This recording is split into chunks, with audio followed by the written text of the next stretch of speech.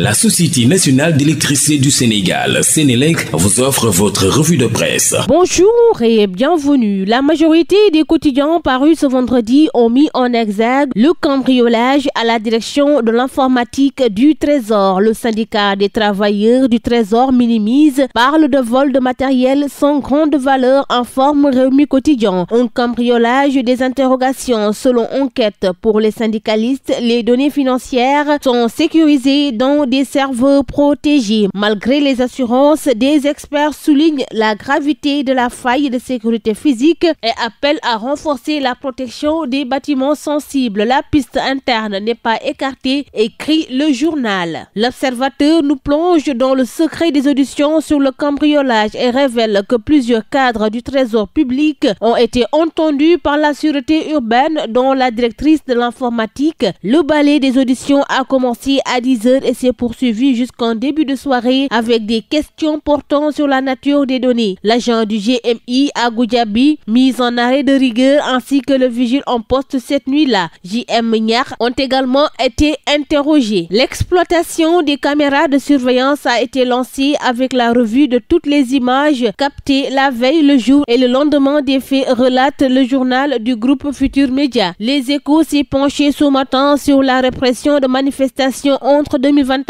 et 2024 et titre les forces de sécurité dans le viseur. À la page 5 du journal, Amnesty International est pour la poursuite de ceux qui ont fait un usage excessif et illégal de la force. L'aide financière constitue un premier pas, mais elle ne garantit pas que de tels abus ne se reproduisent pas. S'agissant de la loi d'amnistie, l'info affiche un an déjà. Toujours la controverse. La loi d'amnistie couvre tous les actes susceptibles d'être qualifiés de crimes ou délits relatifs à des manifestations ou événements à motivation politique entre le 1er février 2021 et le 25 février 2024. Dans les colonnes du journal, on l'informe d'une loi qui impose le silence et l'impunité sur des faits graves ayant causé 65 morts, dont 51 par balle, plus de 1000 blessés et environ 2000 détenus. Avant de préciser que la loi d'amnistie constitue un obstacle que les autorités sénégalaises actuelles doivent lever comme elles s'y sont engagées. Le port de Dakar chute dangereusement, informe les Échos. Il a enregistré une contre-performance de 17,1% de son activité en décembre 2024. L'activité s'est dégradée de 14,7% comparée à la même période en 2023. Les recettes totales de l'État baissent de 234,8 milliards de francs CFA en décembre 2024. Autre chute, il s'agit des recettes du train express régional. Dans la renégociation du contrat annoncé, informe l'AS qui parle de chute libre. À sa page 4, le journal fait savoir que le ministre des Infrastructures, des Transports terrestres et aériens, Yankoba Diémé, a effectué une visite de terrain sur les installations du TER à Dakar et Colobane. D'après lui, les recettes d'exploitation ne couvrent que 60% des dépenses. D'ailleurs, renseigne-t-il, l'État a déjà injecté plus de 54 milliards en 3 ans d'exploitation, d'où la renégociation du contrat. Le quotidien s'intéresse aux marchés financiers internationaux et affiche les taux se serrent autour du Sénégal. Le crédit du pays a dépassé les 12% sur la reprise de son assistance au Sénégal après la falsification des données financières. Vox Populi barre à sa une, le FMI pose une condition à Diomaye Sonko. Le journal de dire la résolution de ces erreurs de déclaration conformément à la politique du FMI est une condition préalable aux discussions sur toute future assistance financière du FMI. Selon Julie Kozak, le FMI n'impose aucune sanction en cas de fausse déclaration. Il appartient à notre conseil d'administration de décider des prochaines étapes qui pourraient inclure une dérogation sans demande de remboursement. Nous sommes activement engagés dans des discussions avec les autorités au sujet du rapport de la Cour des comptes et des informations erronées qui y sont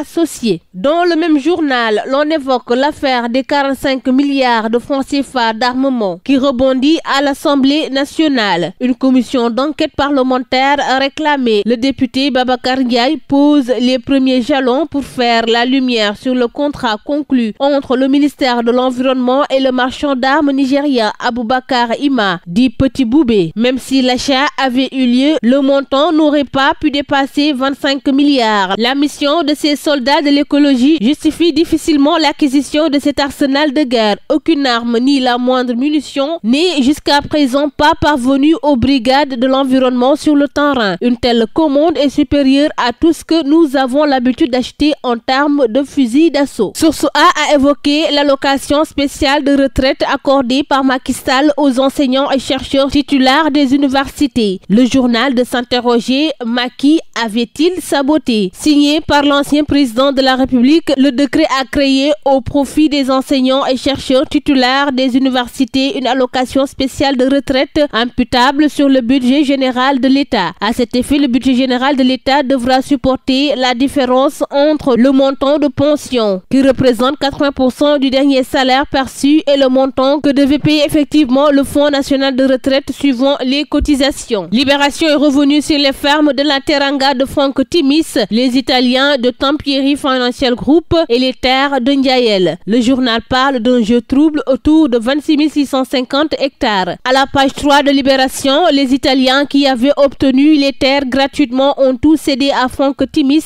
à 7,6 millions d'euros avant de se barrer avec une ardoise de plus d'1 milliard consécutive à un redressement fiscal. Les terrains en poche, Franck Timis crée les fermes de la Teranga, tente de lever 40 millions de dollars, puis met les 71 travailleurs dans le noir après l'échec de l'opération malgré une procédure devant l'inspection du travail. Ils sont restés 5 mois sans salaire et toutes les activités ont été arrêtées sur le site. Un des travailleurs de s'exprimer dans le journal, on dirait que tout ce qu'ils cherchent avec ces terres, c'est de lever des fonds. Réumi Quotidien a évoqué les violences faites aux femmes. Une analyse précise sur la réalité des violences faites aux femmes a été menée par le Centre de la Communauté économique des États de l'Afrique de l'Ouest pour le développement du genre. Selon l'étude réalisée en 2023, 58% des femmes âgées de 15 à 49 ans ayant été en couple ont subi au moins une fois des violences sexuelles ou physiques de la part d'un partenaire intime au cours de leur vie. C'est tout pour votre revue de la presse. À vos kiosques et très bonne lecture. La Société nationale d'électricité du Sénégal, Sénélec, vous a offert votre revue de presse.